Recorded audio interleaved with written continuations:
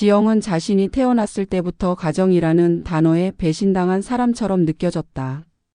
부모님의 이혼은 어린 그녀에게 끝없는 전쟁 같은 일상이었다.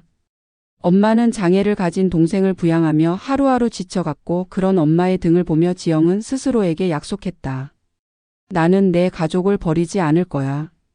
그렇게 어린 시절부터 그녀는 집안의 기둥 역할을 자처했고 먹고 사는 생존을 넘어서 막내 동생까지 키우며 살아왔다. 돈이 없으면 훔쳐진 희망들이 점점 늘어날 뿐이라는 것을 아는 사람처럼 주중에는 직장에서 주말에는 알바로 제대로 잠잘 시간도 없이 부지런히 돈을 모았다. 가족에 대한 책임감 위에 쌓아 올린 그녀의 강인한 삶은 그러나 그녀를 더욱 나무처럼 굳게 만들어갔다. 풍성해 보이지만 속은 텅 빈 나무처럼. 그러던 어느 날 그녀의 메마른 인생에 비처럼 찾아온 사람이 바로 한수였다.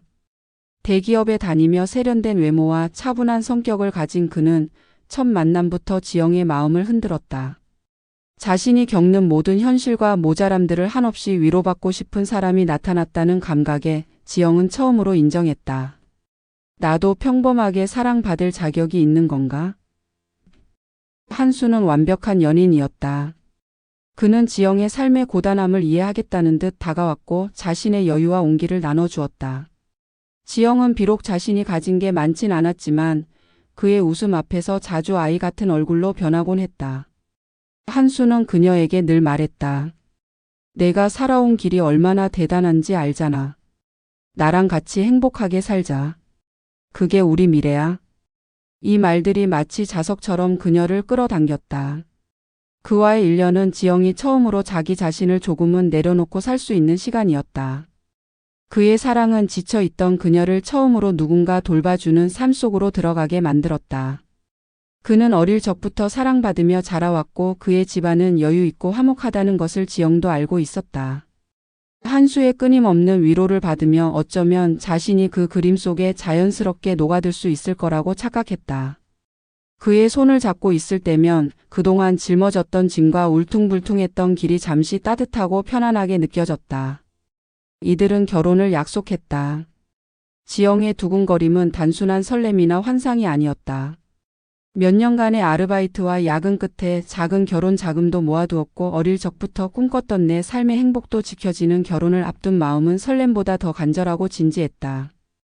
남동생들도 자신이 힘들지 않도록 살아가지고 있고 가족들을 향한 책임 또한 마지막 조각의 퍼즐처럼 잘 자리 잡으리라 믿었다. 지영은 한수라는 사람과 함께 이제는 자신의 삶을 감싸고 보듬을 수 있을 것 같았다. 하지만 처음으로 사랑과 행복을 대가로 선택하겠다고 나선 그녀의 인생은 결국 또 다른 불행의 시작을 맞을 준비를 하고 있었다. 지영은 몰랐다. 결혼을 약속하고 한수의 부모님을 처음 만나 뵙던 날 그녀의 삶에 또 다른 전쟁이 기다리고 있을 줄을. 결혼을 약속한 뒤 지영은 한수 부모님을 만나러 가는 첫날 아침부터 며칠 전부터 계속 상상했던 장면들이 머릿속에서 떠나지 않았다. 좋게 봐주실까? 내가 괜찮은 며느리가 될 수 있을까?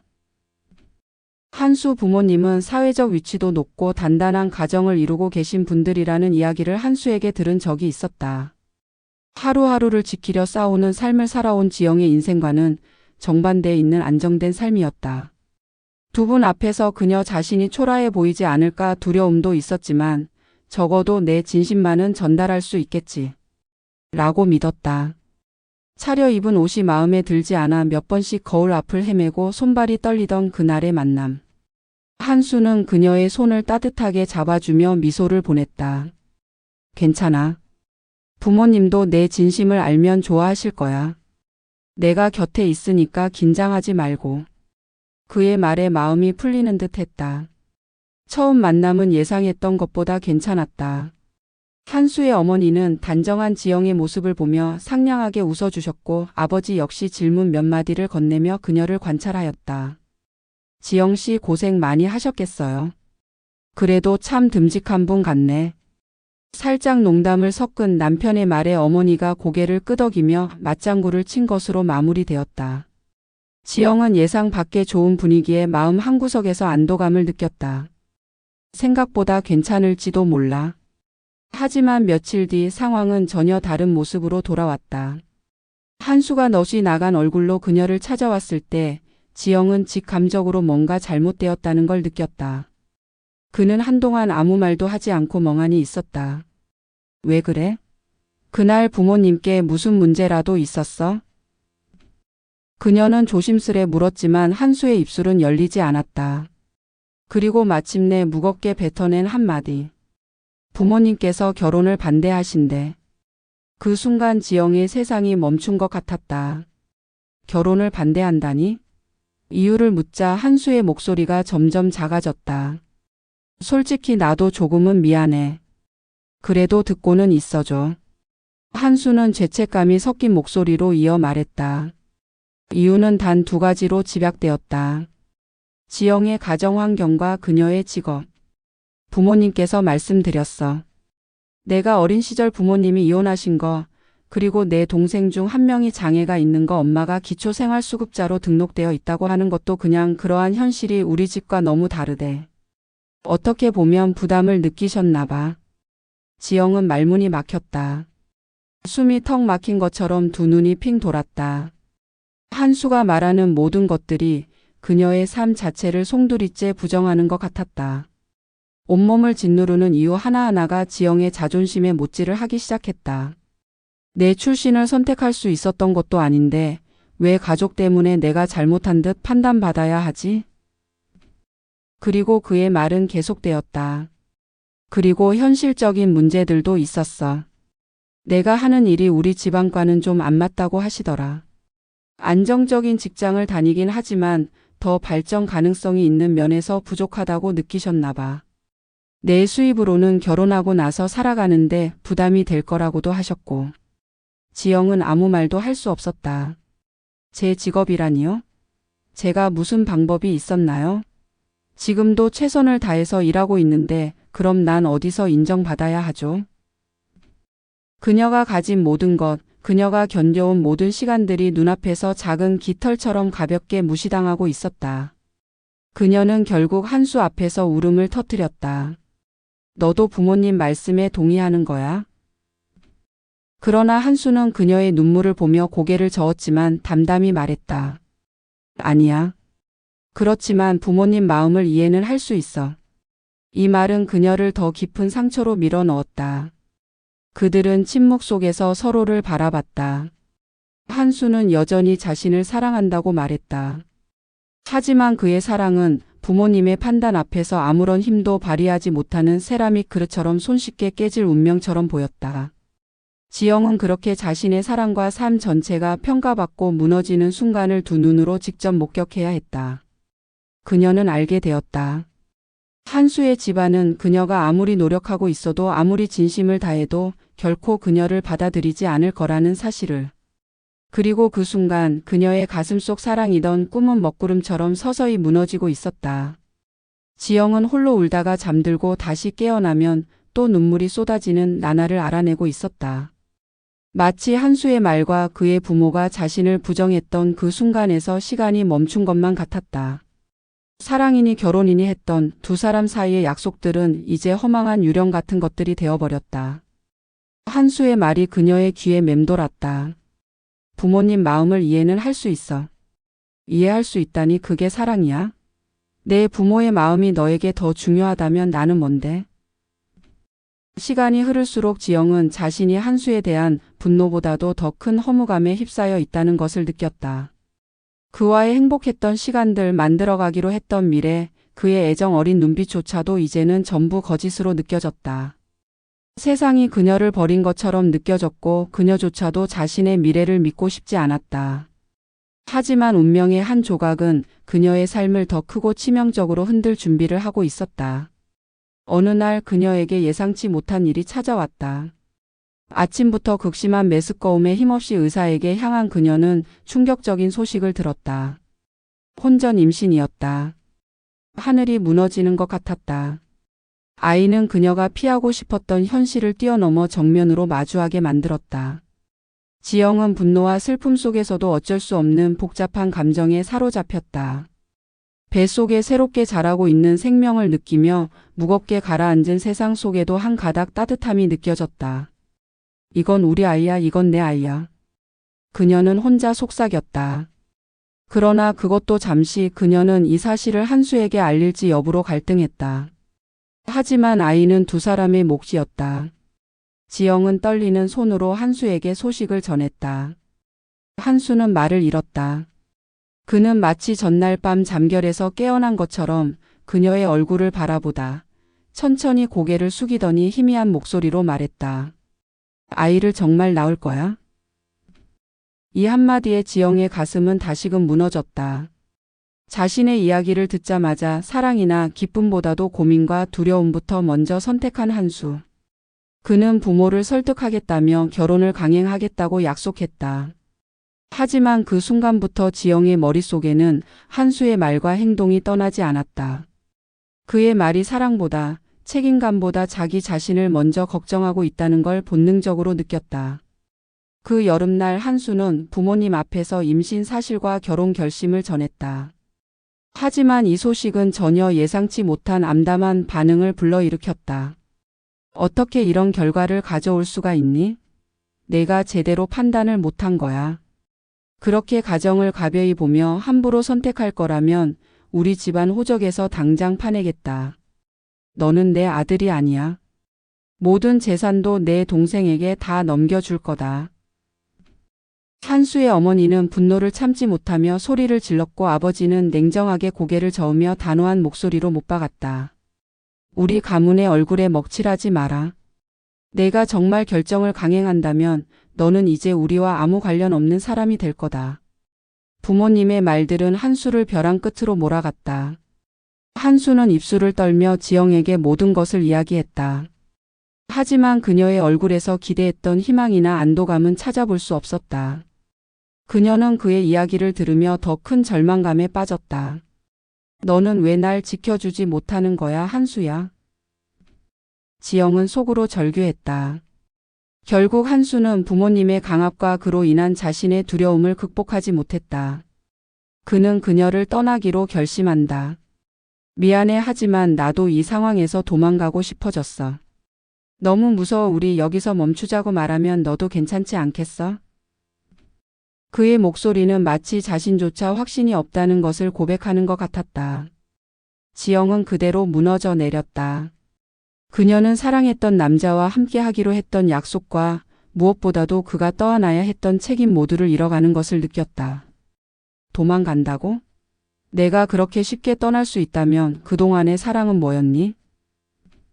그녀의 울부짖음에도 한수는 그녀의 곁을 떠났다. 그의 마지막 말은 입속에서 삼키는 울음처럼 들렸다. 정말 미안해 지영아.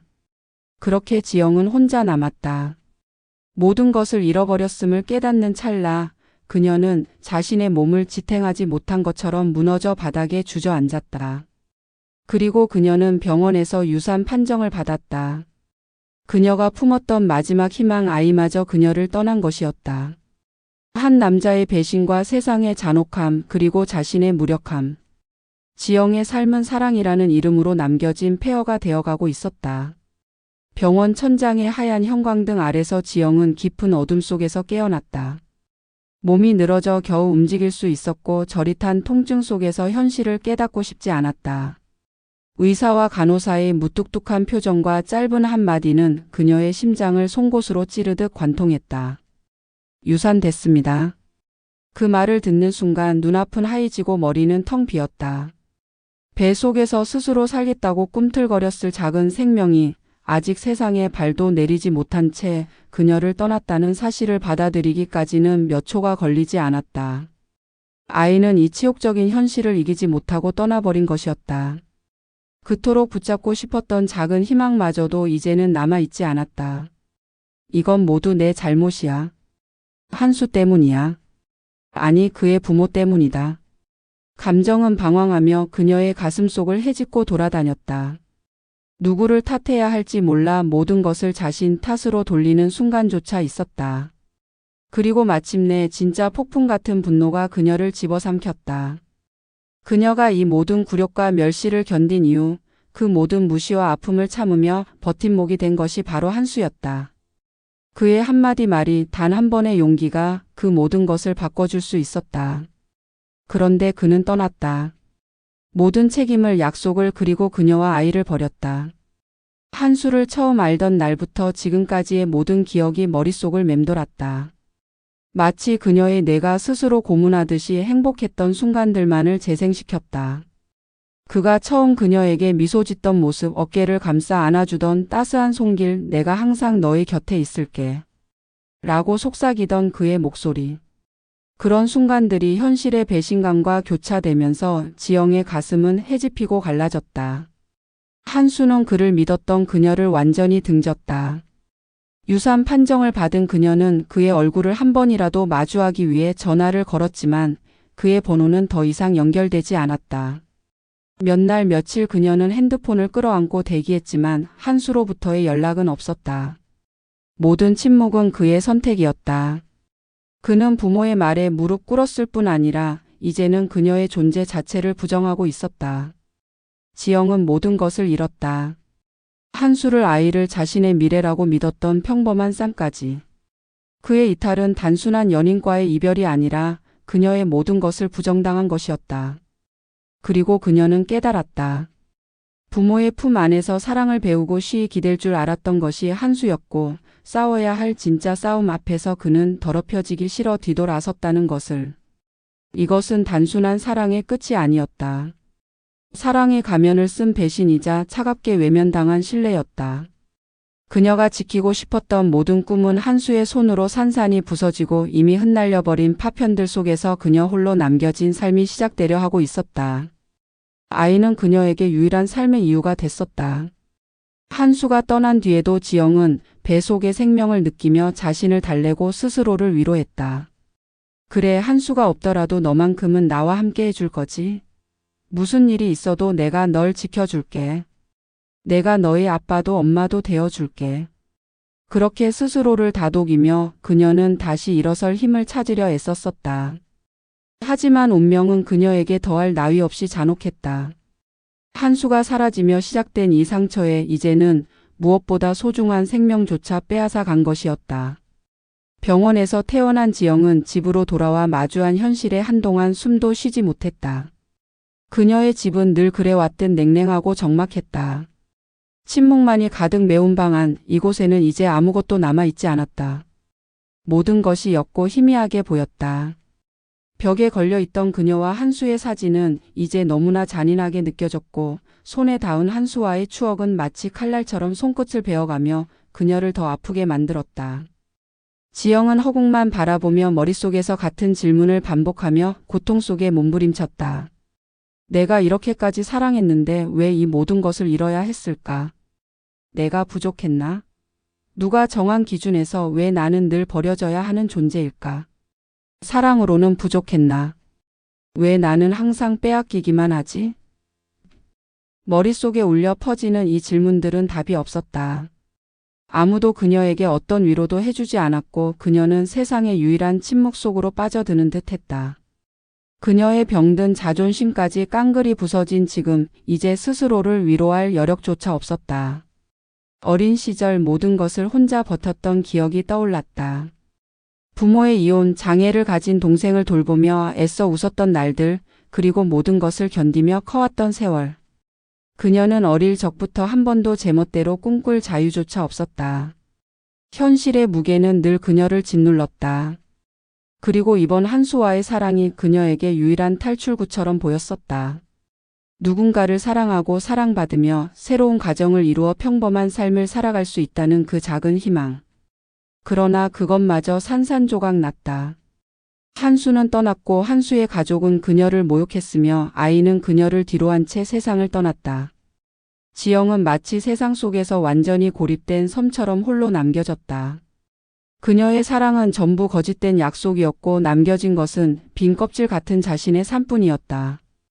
그녀는 모든 것을 잃었고 손 안에 남은 것은 자신만의 고통과 후회였다. 몇 날 며칠 지영은 집에서 나가지도 문을 열지도 않았다. 세상은 그녀를 잊은 것 같았고 그녀 역시 세상이 존재하지 않는 것처럼 느껴졌다. 침대 위에 놓여 있는 자신의 핸드폰은 조용했다. 한수에게서 오는 전화나 메시지는 이미 기대하지도 않았다. 그는 떠났고 그녀가 어떻게 살고 있는지 관심조차 없을 것이 분명했다.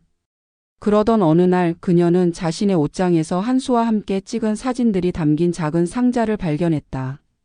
손이 떨렸지만 그녀는 상자를 열었다. 사진 속에서 한수는 환하게 웃으며 그녀를 바라보고 있었다. 그 웃음에 담긴 사랑이 진짜였을까? 아니면 그것조차 거짓이었을까? 사진들을 바라보며 그녀는 더 이상 울지 않았다. 대신 묵묵히 사진을 하나씩 찢었다. 사랑이라는 이름으로 포장된 모든 것들이 이제 그녀를 해치고 싶어 도망치는 것 같았다. 그리고 그녀는 스스로에게 묻기 시작했다. 내 삶의 모든 것을 부정당하고 빼앗긴 지금 내가 정말로 원하는 건 무엇일까? 내가 다시 살아갈 수 있을까? 아니면 이렇게 멈춰버릴까? 지영의 삶은 폐허가 되었고 이제 그녀는 그 폐허 속에서 살아남아야 할지 아니면 그 속에 매몰될지 결정을 내려야 했다.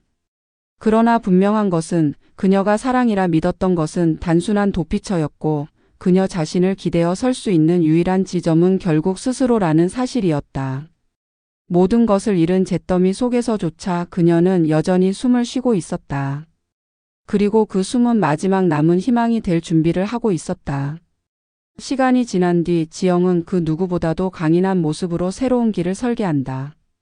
그녀는 삶을 비우는 대신 하나하나 다시 채워나가며 스스로에게 내가 지워진 존재가 아니다라고 믿어보기로 한다.